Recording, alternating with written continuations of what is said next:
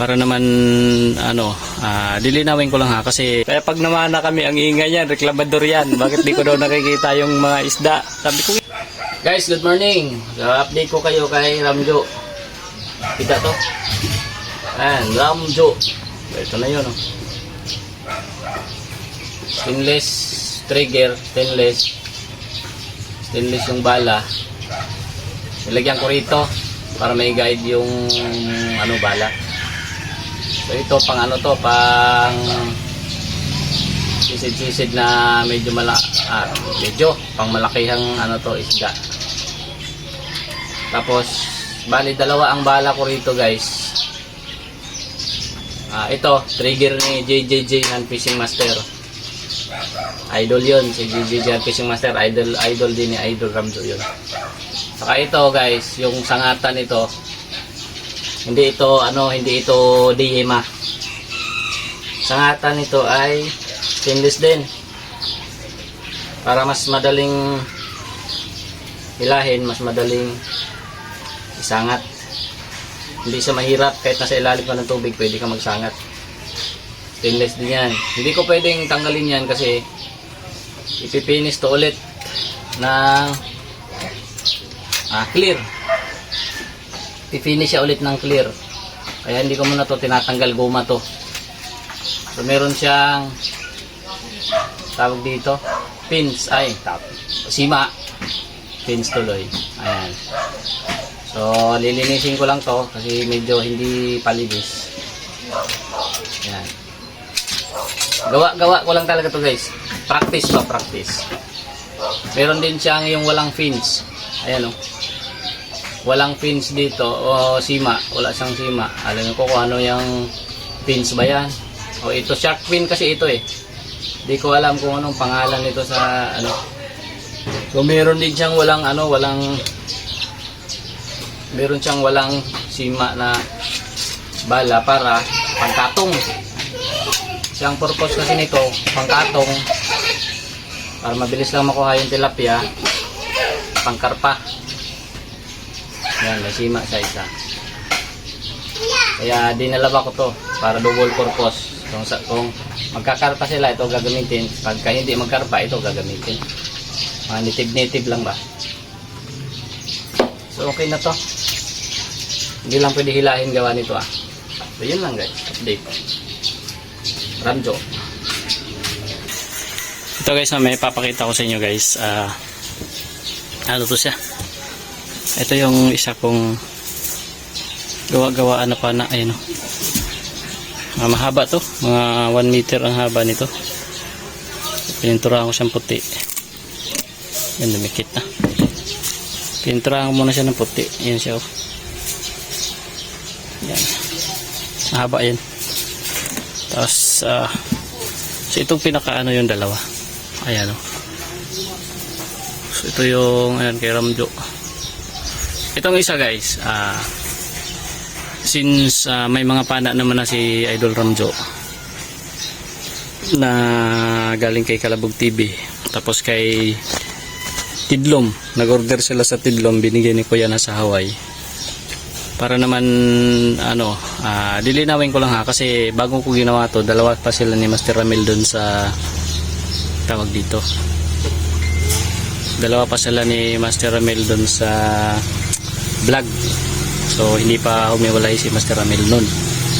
So kaya naplanohan ko itong dalawa. Para sa kanila sana talagang dalawa. Ngayon medyo na hiwalay ni si Master Ramil, may sarili siyang channel. Nandun na siya sa Kamaring. So ang nangyari, kaya ito nabitin ng gawa, hindi natapos agad dahil dito sa bahay. So ngayon, dumating yung ang plano talaga sana nito is bibigay na lang to kay Idol Ramjo. Pana na to. Kaso nga lang, naunahan ng order ni Kuya sa Hawaii. Ayos lang din, mas maigi ngayon para may magamit silang mas maganda. At naka-order din sila kay Kalabog TV. So para hindi na mahirapan si Jolo, minsan nakikita ko si Jolo ginagamit yung lumang pana na kusang lumilipad na minsan, ano lang yun, lilihain lang yung pinaka ano, hindi liha, kikikilin yung pinakasangatan doon sa trigger doon. Goods na rin ulit yun. So repair lang ang kailangan doon. So dahil nakita ko na may ano na, 3 pana na si Idol Ramjo na bago. So ang ginawa ko dito ay kay Idol Ramjo yung isa.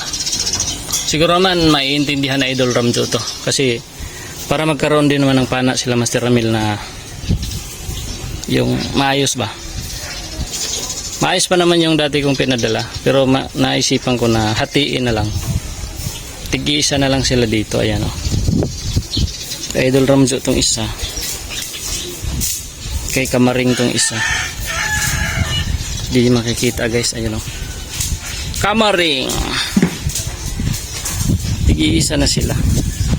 Nangingintab guys. O kakatap coat ko lang ng clear. So pinapatuyo ko lang. So may kulang pa itong kay Kamaring yung dito. So bihira lang naman ako nakakauwi pa ngayon. So ayan. Tab. So yan na natin to. So may gumagawa kasi guys dun sa taas. May gawang bahay kaya maingay. So pag natapos to, iisang padalahan na lang natin sa kanila sa mga idol natin para may magamit din si Master Ramil sa mamana na maayos. So yun lang ang gusto kong ipakita sa inyo. Yan, pana na yan, okay na yan, pintura nya, makintab na nga yan pinakintab ko na talaga. Dalawa, kay Kamaring tsaka kay Ramjo. Ito kay Ramjo. So ito kay Barkig to. Mahaba yung akin guys, kahit wala naman akong huli lagi, pero ano to, kailangan ko niyan. Tapos meron pa dito, ito meron akong mga pana-pana dito na ongoing din to. Update ko na lang din kayo. Ito may damit. Update ko na lang kayo guys. Kasi wala akong video nga kasi. Wait lang. Yung trigger nito nandito. Hindi pa ito tapos. Dami pa itong... Sige lang guys ha. So ayan guys. I-update ko rin kayo dito. Ayan. Ito yung simple lang. Ayan. Pag ganyan lang din yung trigger niya. Gaya nung una. Nadala ko. Pero iiba na yung hawakan niya. So dito... maglalagay dito ng goma para magsisilbing grip niya dyan pag ganyan. So itong isa hindi pa tapos, pero meron na yung goma, kompleto na yan. Hindi ko lang naikabit pa yung pinakaano niyan dyan, trigger. So ang kanyang sima pag ganyan lang. Ang haba nito ay mga 3 cm plus 35 yata to. So ayan yung kanyang sima. Tutulisan pa natin yan. Ayan. So yan ang kanyang sima. So ayun, lalagyan natin pa dito yan, biwildingan pa natin yan pati itong isa. So kaya ano din to kay Master Ramil saka kay Idol Katik. So since hindi ko pa naman natatapos yun, yung dalawang yun, hindi ko pa naman natatapos. Ayan, wala na talagang gagawin dyan na iba. Ganyan lang yan. Andun yung antipara ko guys. So wala naman ang gagawin dun. Hinabol-habol ko na matapos ko rin to. Para sabay-sabay nang maipadala. Para isang shipping fee lang kasi mahal guys. Shipping fee. Tsaka nag-iipon pa akong pang shipping. Ayan. Kaya na yan. Kaya Master Ramil aritong dalawa. So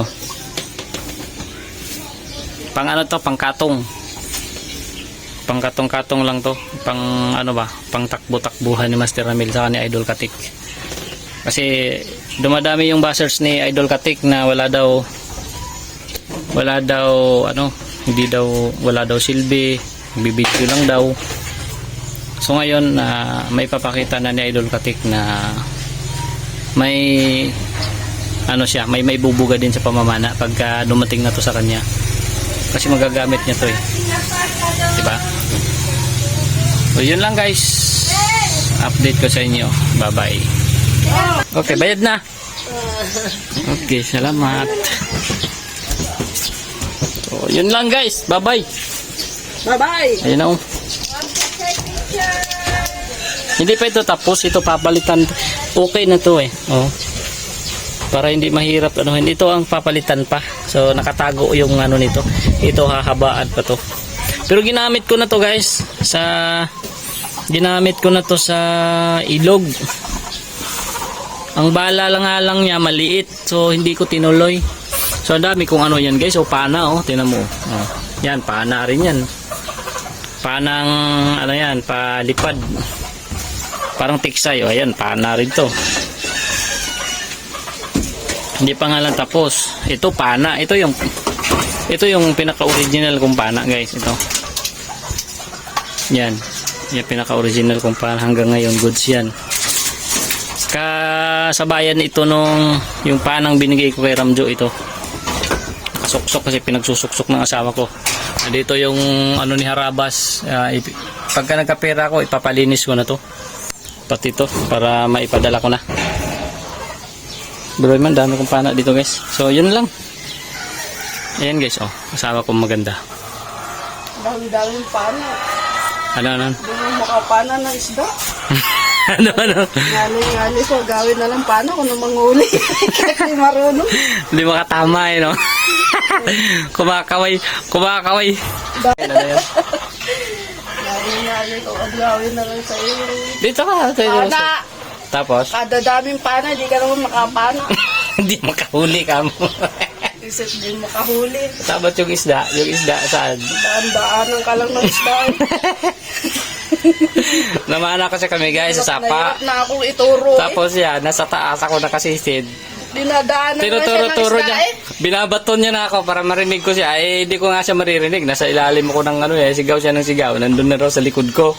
Inaamoy na raw yung pit ka. Hindi ko pa daw alam. Tilapia. Ayan na. Kaya pag namana kami, ang ingay yan. Reklamador yan. Bakit di ko daw nakikita yung mga isda? Sabi ko, hindi ko makikita sa ilalim eh. Sabi yan, nandyan na. Malapit na sa ulo mo. Kulang na lang daw. Kulang na lang bumulong sa yung tilapia eh. Pati yung bata eh. Ayun. Hindi pa rin nakikita. Pati yung nanonood, nagmimiro, tinuturo eh. Dinadaan-daanan lang siya. Kaya guys, pagka namamana ko, parang ayaw kong isama to. Puro reklamo no. Palagi daw ako rin pagreklamo. So yun lang. Bye bye guys. Bye bye.